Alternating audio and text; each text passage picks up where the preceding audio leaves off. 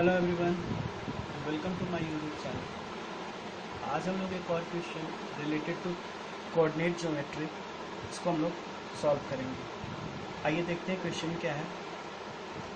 Question दिया हुआ है, let the circle C1 this C2 x minus 3 का whole square plus y minus 4 का whole square equal to 16 intersects at the points x and y। Suppose that another circle x minus s का whole square plus y minus k का whole square is equal to r square satisfies the following condition. Center C3 is collinear with C1 and C2. C1 and C2 जो center होगा circle C1 and C2 का है।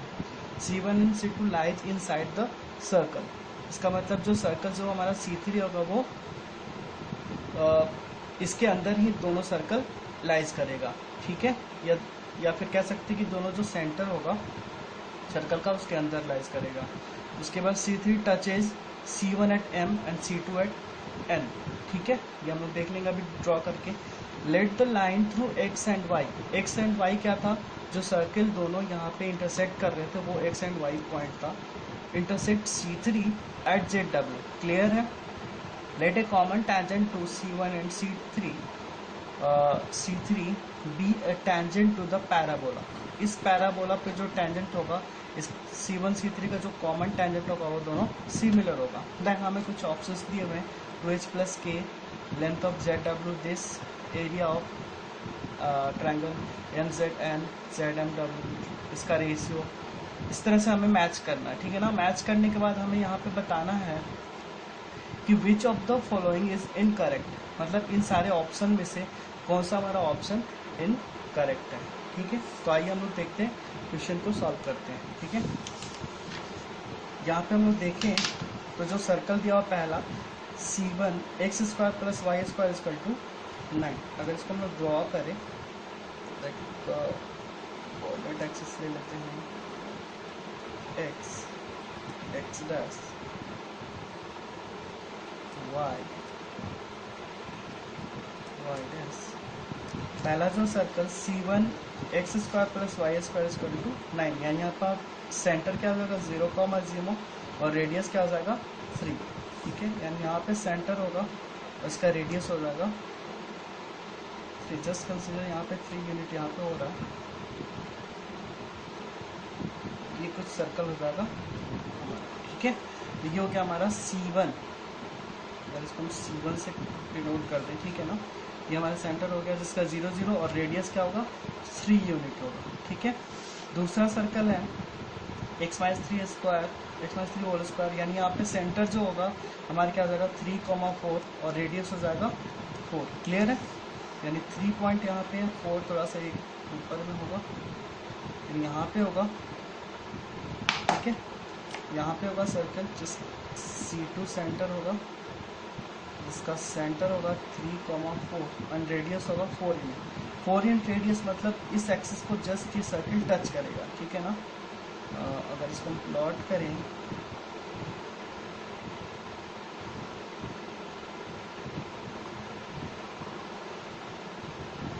तो ऐसा कुछ circle बनेगा,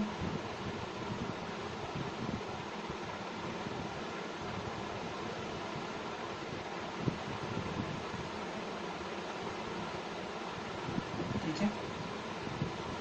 ये सर्कल हो गया जिसका रेडियस क्या हो जाएगा 4 एंड सेंटर C2 यानी दिस, ठीक है। उसके बाद बोला एक C3 सर्कल है, C3 सर्कल दिया हुआ जिसका सेंटर क्या हो जाएगा C3 का H K एंड रेडियस इसका R दिया हुआ 3, ठीक है। Satisfy the following, centre C3 is collinear with C1 C2। इसका मतलब ये है कि जो हमारा C3 होगा वो लाई कहाँ करेगा, इस लाइन पे। अगर इस लाइन पे लाइन ही करेगा तो क्या होगा, वो कोलिनियर फिर नहीं होगा, ठीक है। उसके बाद C1 C2 lies inside C3, इसका मतलब ये है कि जो हमारा सर्कल C3 होगा इसके अंदर ही ये लाई करेगा, है ना। अगर हम इसको अगर यहाँ से इसका सेंटर लाई करेगा तो ये क्या हो जाएगा, इसका डायमीटर होगा सर्कल का। और इसको अगर हम फॉलो करते हुए एक सर्कल बना लें,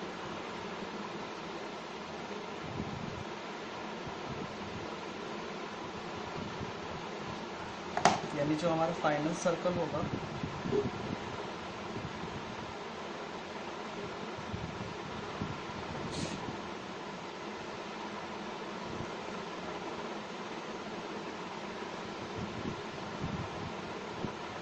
ऐसा होगा, ठीक है ना।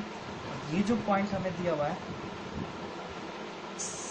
C1 को M पे टच कर रहा है एंड C3 को C2 को N पे टच कर रहा है, ठीक है। यानी ये जो हमारा पॉइंट होगा MN होगा, यहाँ पे MN क्या हो जाएगा, डायमीटर हो जाएगा, डायमीटर ऑफ सर्कल C3।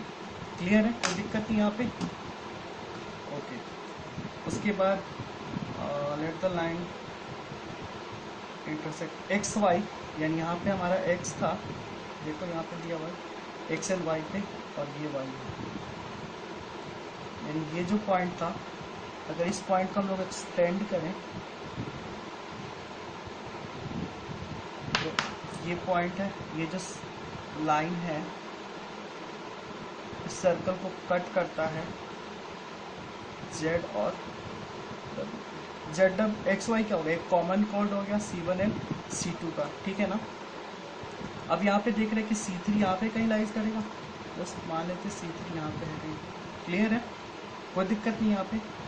अब इसको थोड़ा सॉल्व करते हैं पहले इसके आगे यहाँ पे, ठीक है ना। यहाँ पे हम लोग एक चीज़ देख रहे हैं कि MN जो होगा, MN क्या होगा, MN यहाँ पे MN क्या होगा, डायमीटर होगा, है ना, डायमीटर होगा किसका, तो सर्कल C3 का, ठीक है ना। अगर MN यहाँ पे सॉल्व करें तो MN क्या हो जाएगा, 2R होगा ना, MN इसका भी क्या हो जाएगा 2R। यहाँ से देखो अब क्या हो जाएगा, MC1 प्लस अगर इसको हम लोग सॉल्व करें तो क्या हो जाएगा, C1 C2 प्लस ये क्या हो जाएगा, C2N, क्लियर है। MC1 क्या हो जाएगा, ये सर्कल का रेडियस, C1 सर्कल का रेडियस, C1 सर्कल का रेडियस कितना है, 3 है, क्लियर है। और C1 C2, C1 हमारे पास क्या दिया हुआ, C1 दिया हुआ 0 0, C1 हमारा 0 0 है, C2 3,4 है। तो C1 C2 का डिस्टेंस फॉर्मूला तो हम यूज़ कर सकते हैं, तो क्या हो जाएगा, 3 माइनस 0 का whole square 3 square plus 4 minus 0 का whole square 4 square plus C2N। C2N क्या है हमारा, जो सर्कल C2 है उसका रेडियस, तो C2 का रेडियस हमें कितना दिया हुआ है, 4 यूनिट। C2 का जो हमारा रेडियस कितना है, 4 यूनिट है, तो ये हो जाएगा 4। इसको सॉल्व करें तो हमें कितना मिलेगा, 437 एंड प्लस 9 प्लस 5 हो जाएगा, यानी 12 हो गया। इसका मतलब 2R इजकल टू कितना हो गया, 12। This implies R equal to 6, यानी जो हमारा C3 सर्कल है उसका रेडियस क्या आ गया, 6 यूनिट, क्लियर है, कोई दिक्कत नहीं आता, ओके। अब हम लोग देखते हैं कि जो हमारा MN था, MN डायमीटर है सर्कल का, क्लियर है। अगर हम equation of MN find out करें, है ना, इक्वेशन ऑफ MN, ये देखो किससे किससे पास हो रहा है। अगर MN की बात करें तो ये 0 0 एंड किससे पास कर रहा है, 3,4 से। इन दोनों पॉइंट का यूज़ करके हम लाइन का इक्वेशन लिखे तो क्या था, y minus 0 equal to 4 minus 0 by 3 minus 0 x minus 0। This implies y equal to क्या हो जाएगा, 4/3 इंटू एक्स, यानी ये जो हमारा इक्वेशन होगा ये किसका होगा, डायमीटर MN का इक्वेशन, ठीक है ना। अब इस डायमीटर पे हमारा क्या लाइज कर रहा है, सेंटर H एंड K, यानी C3 जो सेंटर होगा हमारा H, K, ये हम लोग लिख सकते हैं H, x जब H रखे तो हमारे क्या होगा 4/3 इंटू,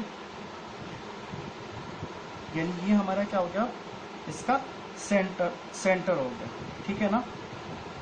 अब अगर हम लोग ये फाइंड आउट करना चाहें C1 और इसका जो सेंटर हमारे पास ये है ना, अगर हम ये चीज़ फाइंड आउट कर लें कि चलो एक मिनट, C3 हमें सेंटर पता चल गया, C3 क्लियर है, C3 हमें पता चल गया। इसके बाद हम लोग क्या करते हैं, हमें C3 अब क्या करना है कि C3 का जो कोऑर्डिनेट है ना ये हमें फाइंड आउट करना है, यानी H और K की वैल्यू फाइंड आउट करनी है। H और K की वैल्यू हम लोग कैसे फाइंड आउट करेंगे, अगर C3 दिस, इसमें से अगर हम ये वैल्यू फाइंड आउट कर दें, है ना, इसमें से अगर हम ऐसा करें, चलो ठीक है, ये C3 का हमें पता है और ये कोऑर्डिनेट हमें पता है ना। तो यहाँ से जो डिस्टेंस होगा हम लोग डिस्टेंस फॉर्मूला का यूज़ कर सकते हैं।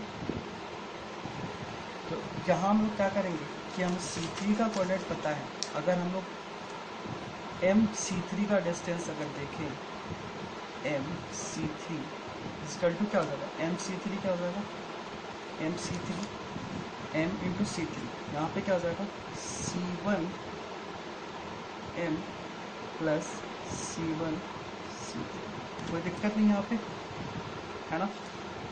MC3 क्या हो जाएगा, ये रेडियस है किसका, बड़े वाले सर्कल का। तो बड़े वाले सर्कल का रेडियस कितना है 6 इज इक्वल टू C1 कितना है, C1 M, ये क्या है रेडियस है छोटा वाला सर्कल यानी C1 का यानी 3 प्लस C1 C2, C1 हमारे पास C1 C3, C1 दिया हुआ हमारे पास 0 0 और C3 है HK है ना, HK मतलब ये पॉइंट। तो डिस्टेंस फॉर्मूला लगा के हम लोग यूज़ कर सकते हैं इसका। तो क्या हो जाएगा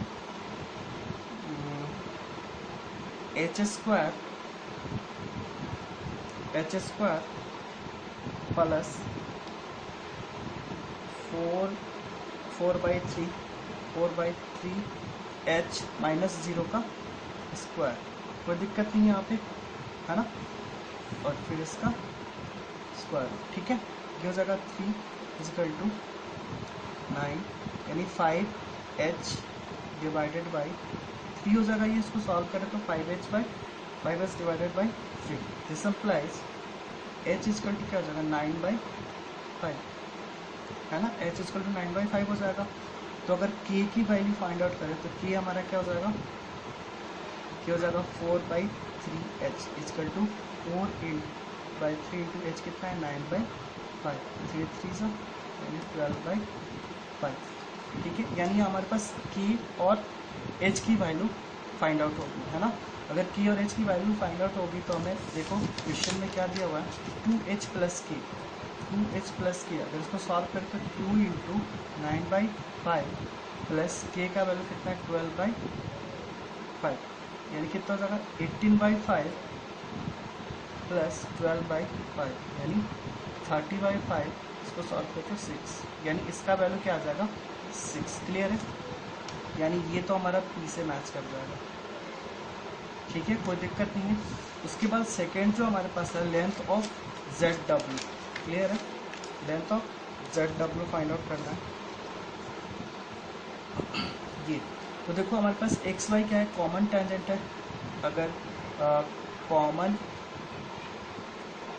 टेंजेंट का इक्वेशन हम फाइंड आउट करें किससे, C1 एंड C2 का है ना, C1 C2 का कॉमन टेंजेंट यही है। अगर इसका इक्वेशन हम लोग फाइंड आउट करें यानी जो XY होगा यही तो इक्वेशन होगा ZW का, यानी इक्वेशन ऑफ XY और ZW, क्लियर है, कोई दिक्कत नहीं है ना। अगर इसको सॉल्व करें तो हमारा क्या आ जाएगा C1 इजकल टू C2, है ना। C1 जो हमें सर्कल दिया हुआ है ये, यानी x² plus y² minus 9 is equal to C2 हमें क्या दिया हुआ है x माइनस 3 का whole square plus y minus 4 का होल स्क्वायर माइनस 16, ठीक है। इसको अगर हम लोग फर्दर सॉल्व करें तो हमें मिलेगा 3x plus 4y is equal to 9 है ना। x² कट जाएगा, minus 6x minus 5x minus 8y 2 common है 9 ठीक है, हमें ये मिल गया इक्वेशन ऑफ कॉमन टेंजेंट, यानी ZW का इक्वेशन मिल गया, कोई दिक्कत नहीं है। ये हो गया हमारा equation of common tangent, clear है। इसके बाद हम लोग देखते हैं इसके बाद आगे क्या करेंगे। अब हमें ये बताया जा रहा है कि ये जो लाइन है ना ये कहाँ पे सर्कल, इस सर्कल को हमें Z और W पे कट कर रहा है, क्लियर है ना, ZW पे कट कर रहा है। इसका मतलब ये चीज़ हम लोग देखें थोड़ा सा, ये वाला ये क्या है हमारा कॉमन कॉर्ड है, ये क्लियर है। अगर हम इसका डिस्टेंस अगर यहाँ ओरिजिन से निकालें है ना, distance of ZW from origin. तो परपेंडिकुलर डिस्टेंस फॉर्मूला लगा के हम लोग निकाल सकते हैं, क्या हो जाएगा कि मॉड ये 9 डिवाइडेड बाय 9 + 16 का square root is equal to कितना हो जाएगा 9/5। यानी इस कॉर्ड का यहाँ से ओरिजिन तक का डिस्टेंस कितना हो गया 9/5। ओरिजिन मतलब यहाँ पे C1 सेंटर इस सर्कल से है ना, ये डिस्टेंस हमें पता चल गया, क्लियर है ना, ये डिस्टेंस पता चल गया। अब हमें पता क्या करना है, ये फाइंड आउट करना है ना, क्योंकि क्वेश्चन में हमें क्या दे रहा है लेंथ ऑफ ZW, ठीक है ना, लेंथ ऑफ ZW निकालना है। तो हमें ये पता चल गया, अगर ZW निकालना है तो यहाँ पे हम लोग देख सकते हैं ये ट्रायंगल बन रहा है, राइट एंगल ट्रायंगल है ना, राइट एंगल ट्रायंगल बन रहा है। तो हमें इसमें ये पता है ना, ये पता चल चुका है, क्लियर है, कोई दिक्कत नहीं है, ठीक है। अब हम देखते हैं एक बार लेंथ ऑफ XY, पहले ये XY निकाल लेते हैं। अगर यहाँ से हम लोग देखेंगे ऐसे, अगर लेंथ ऑफ XY निकालें हम लोग, तो लेंथ ऑफ XY क्या हो जाएगा इज इक्वल टू 2 इंटू ये वाला लेंथ। तो ये वाला लेंथ किससे होगा, तो इसका रेडियस, यानी ये क्या जाएगा 3² यानी 9 माइनस इसका स्क्वायर, इसका स्क्वायर कितना था 81/5। कोई दिक्कत नहीं, यानी इसको सॉल्व करें तो हमें क्या मिल जाएगा 2 इंटू 45, सॉरी यहाँ पे 25 होगा 81, इसको सॉल्व करें तो हो जाएगा, इसको हो जाएगा 12/144/5, ठीक है ना, यानी 24/5। कोई दिक्कत नहीं, ठीक है। ये चीज़ हमें पता चल गया, यानी XY का जो डिस्टेंस हमने निकाल दिया 24/5, क्लियर है। और दूसरा हम निकालते हैं लेंथ ऑफ ZW, है ना, ZW जो होगा इसका लेंथ निकालते हैं, हमें XY का लेंथ पता चल गया, अब ZW का हमें लेंथ निकालना है, ठीक है ना। ZW का लेंथ क्या हो जाएगा, तो देखो आगे इस ZW का लेंथ निकालना है, ठीक है ना। अब ये ZW जो होगा, देख लो एक बार, ये ZW क्या हो जाएगा, इस बड़े वाले सर्कल के लिए कोड हो जाएगा, इस बड़े वाले सर्कल का। अब इस वाले ट्रायंगल में हम लोग जाएंगे, ये हमें पता है रेडियस है सर्कल C3 का, और अगर हम ये फाइंड आउट कर दें, ये वाला लेवल फाइंड आउट कर दें, तो हम लोग क्या कर सकते हैं, इतना square minus this square into 2, है ना, सेम जैसे अभी करा था हमने। तो लेंथ ऑफ ZW निकालने के लिए क्या हो जाएगा, इक्वल टू हो जाएगा, अब देखो पहले तो हम लोग परपेंडिकुलर डिस्टेंस निकालेंगे, इस perpendicular distance of ZW from C3, यानी ये वाला निकालेंगे, तो ये क्या हो जाएगा equal to mod of 3 into 9/5 plus 4 into 12/5 minus 9 divided by क्या होगा 9 + 16 स्क्वायर। इसको सॉल्व करते तो हमें मिलेगा 6/5, ठीक है। ये सॉल्व कर दिया तो हमें क्या मिलेगा 6/5। अब लेंथ ऑफ ZW निकालेंगे, तो ये क्या हो जाएगा 2 इंटू, अब देखो 2 इंटू क्या हो जाएगा, ये वाला लेंथ, ये वाला कितना है, इसका रेडियस 6 है ना, तो 6 स्क्वायर यानी 36 माइनस इसका स्क्वायर कितना हो जाएगा 36/25 इसका रूट। इसको सॉल्व कर दें, इसको सॉल्व करने के बाद मिलेगा 24√6/5, ठीक है, 24√6/5। अब उसके बाद पूछा जा रहा है रेशियो हमारा क्या है, तो रेशियो ZW हमारे पास कितना आया है 24√6/5 divided by length of XY। Length of XY कितना हमारे पास 24/5, 5 से 5 कट जाएगा, 24 से 24, यानी इसको सॉल्व कर दे तो हमें क्या मिलेगा √6। क्लियर है? यानी इसका जो रेशियो आएगा हमारा क्या हो जाएगा, √6 के बराबर हो जाएगा। क्लियर है? ठीक है। उसके बाद थर्ड ऑप्शन जो हमारा एरिया से रिलेटेड है, थर्ड ऑप्शन है area of triangle MZN divided by area triangle ZMW, है ना। MZN MZN ये देखिए, तो अगर इसका अगर हमें एरिया फाइंड आउट करना है, इसमें हम लोग क्या देखेंगे, ये ट्रायंगल बन रहा है, इस ट्रायंगल में ये बेस है, हम लिख सकते हैं 1/2 into base MN into height.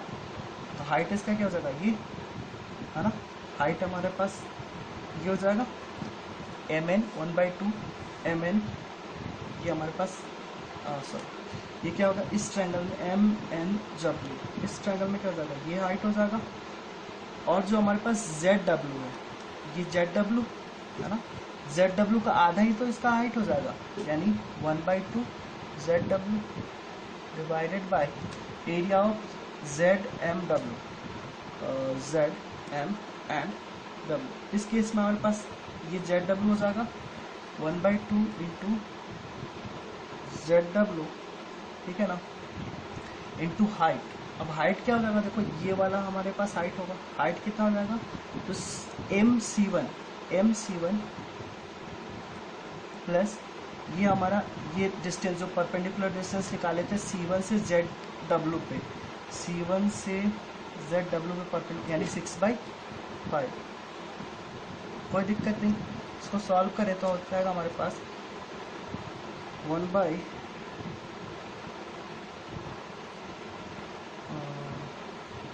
Sorry origin से डिस्टेंस हमने निकाला था क्या, 9/5, सॉरी 9/5, ठीक है।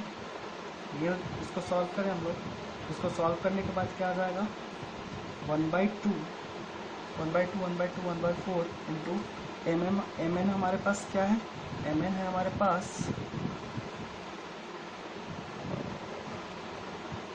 सॉरी MN डायमीटर है, तो ये तो 12 है, इंटू ZW अभी हमने क्या फाइंड आउट किया, ZW हमने फाइंड आउट किया था कितना, 24√6/5, ठीक है। ये हो जाएगा 1/2 और ZW हमारे पास क्या था, ऐसे कट जाता है ये,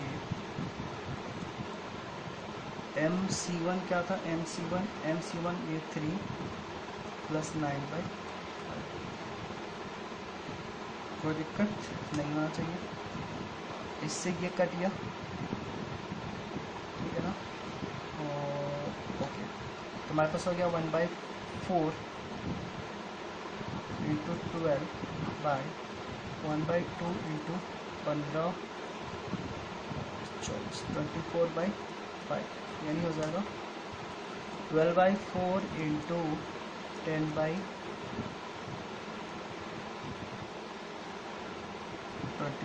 है ना, ठीक है। होगा 12 2 5, यानी 5/4, यानी एरिया का रेशियो होगा 5/4, ठीक है। एरिया हमारे पास कितना है, ये यानी हो गया 5/4। अब हमें फाइंड आउट करना है अल्फ़ा, ठीक है ना। अब अल्फ़ा यहाँ पे दिया हुआ है, अब अल्फ़ा के लिए हम लोग इसमें आगे जाते हैं, यहाँ पे दिया हुआ let the line through XY intersect C3, ठीक है।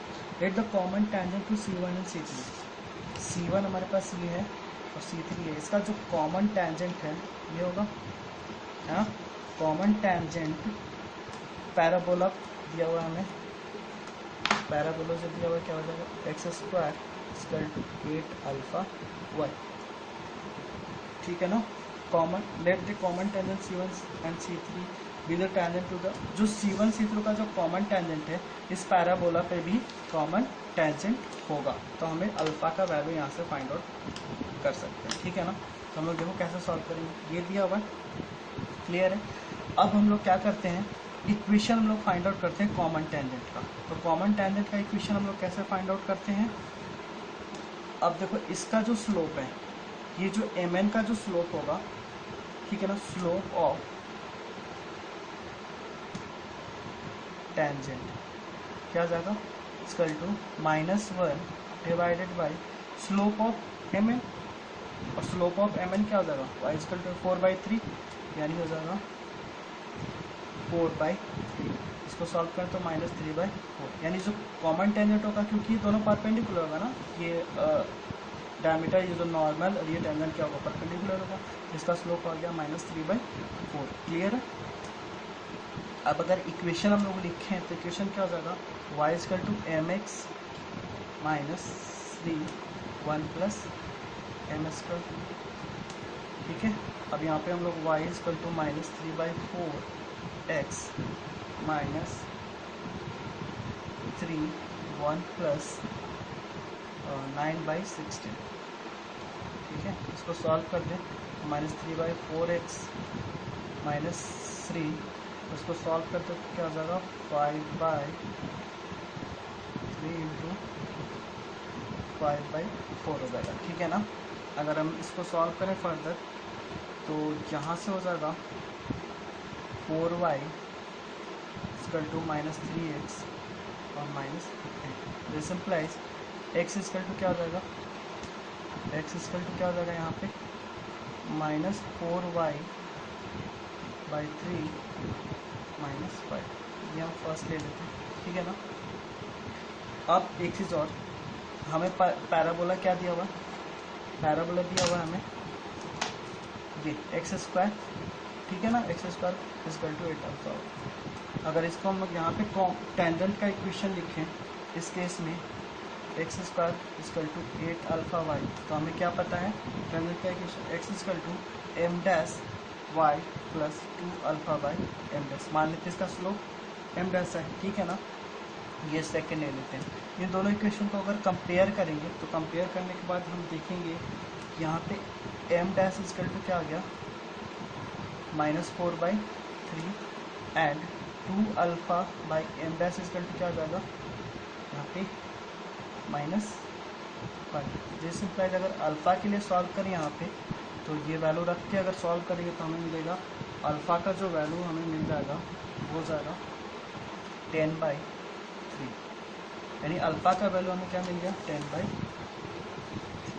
अब हम लोग देखते हैं कौन सा ऑप्शन इसमें से करेक्ट होगा। Third incorrect, third to R, third is R, ये सही है, ये ऑप्शन सही है। Fourth to S, fourth to S, first to P सही है, एंड फोर्थ टू यू यानी हमारे पास जो ऑप्शन बी होगा, ऑप्शन बी इनकरेक्ट होगा, बाकी सारा सही होगा। Thank you.